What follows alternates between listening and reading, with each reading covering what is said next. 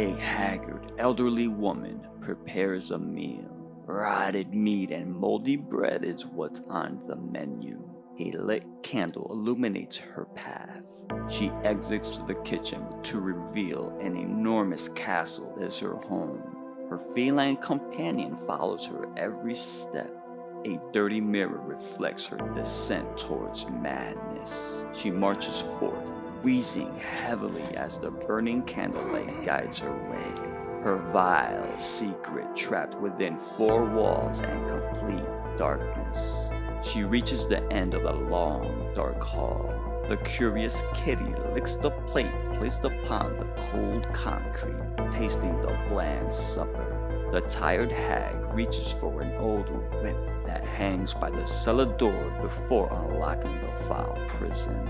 Inside, an emaciated man is curled up in a corner, naked and afraid. The woman begins whipping the man, strike after strike. His cries echoes throughout the empty castle. The violent assault leaves the broken, beat, and scarred man in complete agony. The cruel wrench finally halts the brutal torture, leaving behind the scarce feast. She gingerly walks all the way back to her room, dropping her whip and carefully settling into her bed.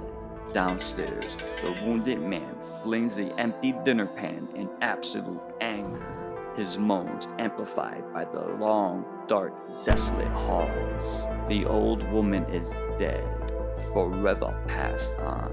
What she leaves behind is a tragedy, an evil act of retribution and cruelty. The Castle 3. Now, tell me again, why did you kill Silvana? I didn't kill her, I fucked her, okay? Full Moon Studios, 1994. Director Stuart Gordon was in awe of a poster hanging in film producer Charles Band's office. A striking image of a woman beating on a Quasimodo-like man, chained and bound against the wall. Castle Freak was released on video back in November of 1995. Full Moon Studios, the production company of longtime collaborator Charles Band, was having financial issues, so the film only had a budget of $500,000 and a straight-to-video release. It wasn't all doom and gloom, as the film would release unrated with full director creative control. Filmmaker Stuart Gordon reunites with actors Jeffrey Combs and Barbara Crampton for a dire tale of horrific abuse and its consequences. It all begins when John Riley, his wife Susan, and their blind teenage daughter Rebecca are inherited an old 12th century castle which once belonged to a renowned duchess in Italy. After discovering John is a descendant, the family travel to Italy to visit the castle and begin the process of liquidating the estate. Led by the estate's executor Giannetti, the family tours the castle. Glimpses of appalling portraits commence the trepidation in Susan. The family is soon introduced to the castle's chambermaid and Giannetti's sister, Agnesi. Things get a bit awkward when Susan asks Agnesi for a separate room for John. Shit is kinda fucked up in this household. During nightfall, John visits Susan in her bedroom. We discover John has had a bit of a drinking problem in the past and hasn't touched a drop for 9 months. Susan can't bring herself, even after all this time, to forgive John. Disgraced, John listens to Susan and leaves her, exiting the room in utter frustration. Something really awful has created a wedge between husband and wife.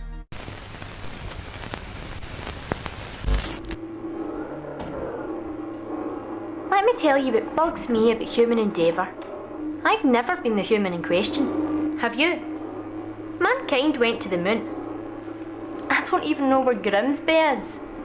Forget progress by proxy. Land on your own moon. Thunder roars and lightning strikes. John, attempting to sleep, is having a dreadful nightmare. A glimpse into his past reveals the horrific incident that crushed his family. Driving intoxicated, we discover Rebecca wasn't always blind, and the doomed couple also had a son, a young boy named JJ. JJ drops his video game and unbuckles himself, freeing the kid from the restraints. John, now distracted, attempts to get JJ to strap himself back into the seat. The dark night, plagued by horrible weather, John loses focus and is almost completely wrecked by a large truck, only the headlights visible in the heavy rain, causing the automobile to flip violently onto the wet pavement. John calls out to his kids. John exits the wagon and follows JJ's labored wailing. What John witnesses will forever break him. I eat little baby's ice cream. It keeps me young. It keeps me light on my feet. Awakened from his nightmare, John hears a faint cry, the sorrowing of a little boy echoing throughout the castle. Still shaken, John decides to pursue the faint whimpering, roaming the hollow corridors as the lightning draws closer. The haunting bawling continues amongst the heavy rain, leading John down a flight of cement steps. John, in a state of slight hysteria, calls out to his late son JJ, anticipating a response back. The dripping sound of water droplets and dense darkness amplifies the eerie dread. A metal gate stands between every recovering addict's worst nightmare. A large cellar filled to the brim with an almost endless supply of vintage spirits. The temptation is fierce. John's hands begin to subtly tremble at the mere thought of touching one of the dusty bottles. Dark thoughts cloud his mind as he licks his lips in contemplation. However, the angel on his shoulder triumphs as John smashes the liquor bottle against the support beam, cutting himself as punishment. After cleaning himself up, John has an interesting conversation with Agnesi. Turning down a drink, John listens carefully as Agnesi reveals the Duchess had a son, a 5-year-old boy, Giorgio, that everyone presumed had passed away. Agnesi explains the Duchess had married an American after the war and shortly abandoned his wife and little boy. Soon after, Giorgio was buried. The Duchess, feeling betrayed and devastated, dismissed everyone around her, secluding herself within the castle walls until her death 42 years later. Rumors would soon circulate around the townsfolk, disclosing the Duchess went batshit crazy and took revenge by killing her husband's son. As if sleeping was hard enough, Agnesi acknowledges sometimes late at night you can hear Giorgio crying, claiming the castle is haunted. The next day, John begins to take inventory of all of the castle's assets, keeping Becky by his side for that precious father-daughter quality time. They enter a nursery full of toys, including a pretty creepy rocking horse. John and Becky soon access a large bedroom, seemingly the Duchess' quarters. More ominous paintings cover the walls as John ransacks the room searching for valuable items like jewelry. Under the bed, John discovers the Duchess's menacing weapon, the weapon used to maim Giorgio's flesh. Horrified by his revelation, John focuses his attention back on the inventory. A photo album pauses John's search as he begins to lose himself in the stories the aged images tell. Becky now listens in as clawing and scraping sounds can be heard nearby. Ignoring his daughter's concerns, John continues to examine the decrepit picture album thoroughly. Becky then decides it's a good time for a solo walk and leaves her father's side. I ain't gonna lie, this was a dumb motherfucker for losing his daughter so easily. Rebecca soldiers on throughout the castle, leading her to the Duchess's loyal cat from the start of the film. The cat leads Becky downstairs, right to Giorgio's prison. John then finally realizes Rebecca ain't by his side anymore. Color me shocked.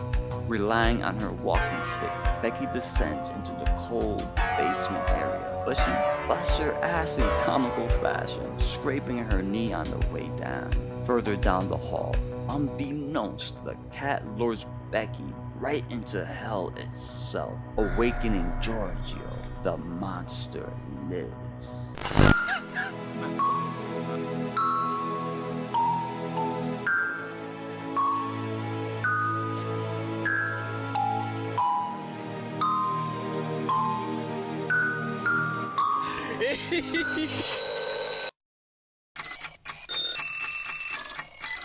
Rebecca escapes danger and finds solace back with her parents. John gets ripped a new asshole by Susan, and rightfully so. Becky attempts to warn her parents that someone else is in the castle, and of course they don't listen. Meanwhile, Giorgio chomps on the poor cat to regain some sustenance, soon ripping his thumb clean off its socket to free himself from his tomb.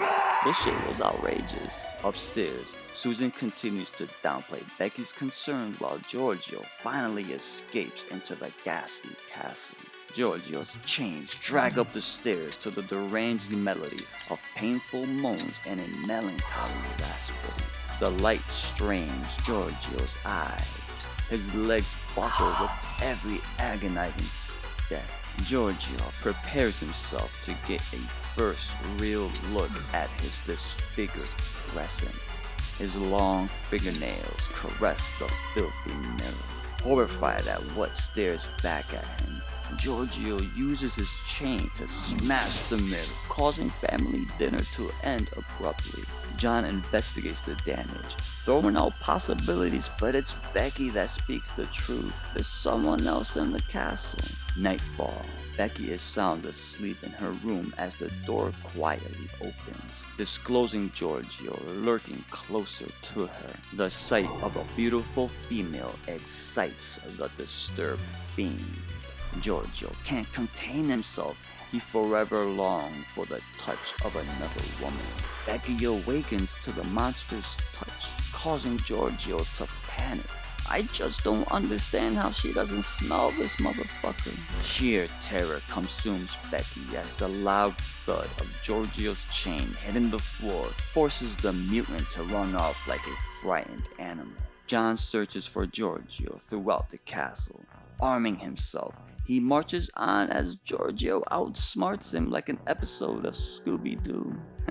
That room must smell like shit. Continuing the search, John enters the family crypt, causing his sanity to further slip as the tomb of Giorgio di Rossino glares back at him.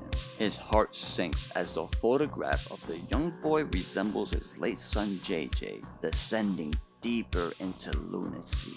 The cloaked monstrosity creeps his way into the tomb, gawking at the intruder residing in his home. John begins breaking down, yearning for his son, his guilt endlessly tormenting him. The next morning, John speaks with Police Agent Forte, demanding they search the castle for someone who may or may not be there. Forte questions Susan, but she can't seem to back up John's claim of a young boy crying in the night. The police refuse to help, and Forte kinda makes John feel like shit. Now desperate, John re-enters the crypt, hoping for evidence so Susan can finally back him up. Unfortunately, the child's photo is now missing, proving to Susan that John indeed may have a couple screws loose. She fires back at John relentlessly, insisting Becky's blindness and their son's death was the result of alcoholism and God's unwillingness to punish John, having him walk away without a scratch. Fucking harsh. Distraught, John barges out of the room, remorse and shame circulating throughout his mind. The disgrace is far too much. John attempts to end his pain and suffering. It's a long way down from the roof of the castle. Fortunately for John, he ain't ready to leave this fucked up world. John is left mentally mangled and poison was the cure. The demon in the bottle awakens from its slumber. John is totally blasted out of his gourd and takes a young street hustler back to the castle. Rock bottom can't be all that bad. My man is fucking nice. Hidden in the shadows is Giorgio, his eyes piercing. He can smell the woman and it's intoxicating. John continues to go down on the woman as Giorgio enjoys the show. It's very, very different. And totally appealing.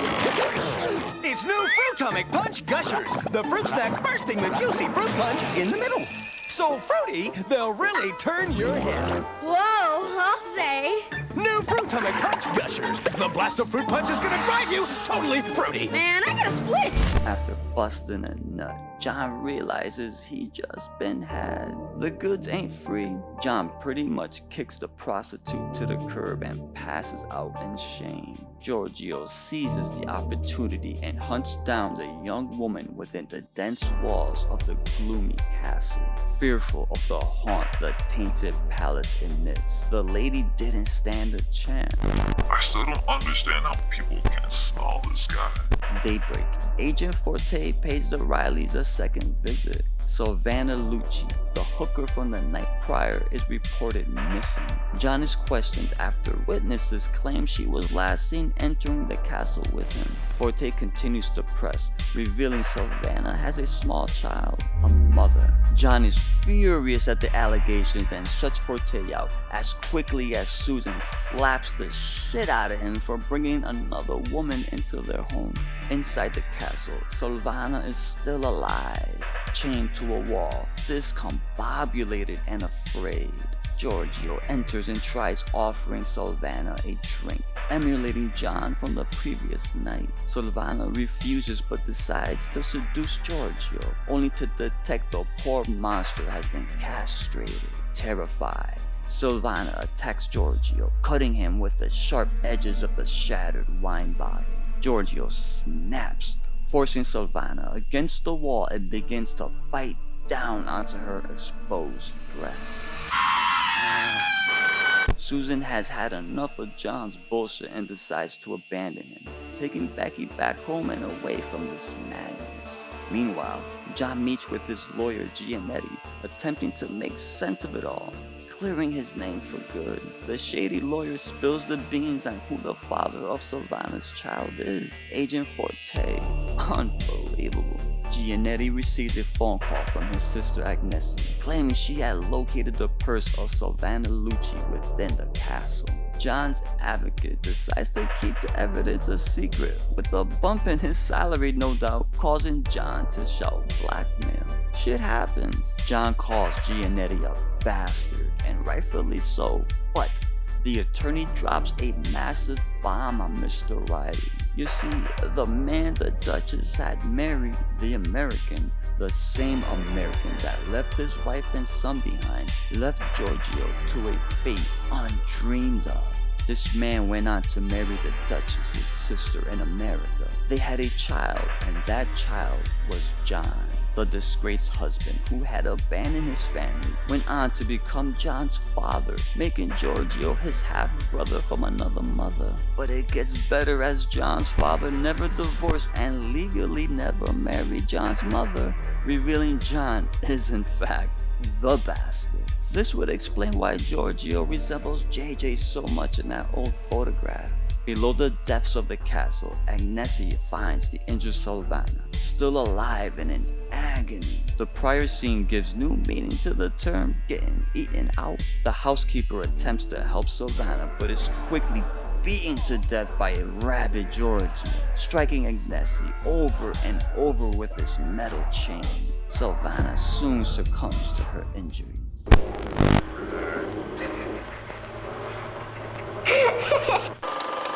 John promises he would clear his name and runs off into the distance back into the dreadful castle. John destroys Giorgio's tomb, removing the casket. He smashes the tiny box only to find rocks and empty space. Giorgio was never buried. He's still in the castle. Upon discovering the bodies of Savannah and Agnesi, John is arrested and detained, dragging him into the local police station for questioning. The interrogation would soon turn violent, allowing John to escape the chaos.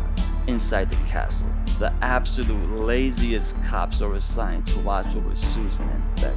Giorgio makes short work of the officers by dragging one into the ceiling, strangling him until death. The second policeman doesn't fare any better as he is suckered into getting his eyeball devoured by a hungry Giorgio. The madman then sets his sights on Becky, smashing Susan's head violently against the solid door frame, using the thunder and lightning as a distraction. Conniving son of a bitch. In Becky's bedroom, the young woman is once again physically assaulted by a horny Giorgio. She is taken into the lower section of the castle. Giorgio slurps a stream of rainwater before turning his attention back onto Becky, exhibiting his childhood photograph in a sad manner. There is almost sympathy here. This really is a fable of a tragic monster and underlying severe family trauma. Becky cries uncontrollably, leading to Giorgio finally realizing Becky's handicap. Giorgio then removes the sheet from over his head, revealing his disfigured face in one of the film's more sadder moments. The tortured man forces himself upon Becky, rubbing what's left of his lips all over Becky's ears and neck, causing slight physical damage. Becky sobs as Giorgio continues having his way with her. Giorgio stops. Susan has returned and offers herself up for Giorgio in exchange for her daughter. Susan unbuttons her shirt and removes one of her breasts, exciting Giorgio enough to lose interest in Becky. Man has a weakness. The castle dweller draws closer to Susan, lusting for a taste. Susan lures Giorgio closer and stabs him in the back vigorously. The monster screams out in pain, buying the mother and daughter enough time to escape. They race through the castle, exiting it as fast as they can. The two make it outside, but Giorgio does his best Seth Brundle impression and leaps through one of the high windows, crashing into the glass-filled pavement. The chase commences. The women take refuge somewhere inside the castle. The Duchess's old dresser and her chambers, to be exact. Giorgio is reunited with the barbaric whip that caused them so much grief and torment. The freak smashes the entire room, clearly lashing out all of the abuse he had endured since a child. Giorgio takes a deep breath and exits the room, forcing Susan and Becky to make a run for it quietly. The silence is broken as Becky tips over a vase accidentally. The loud crash alerts Giorgio, and soon the two women are located.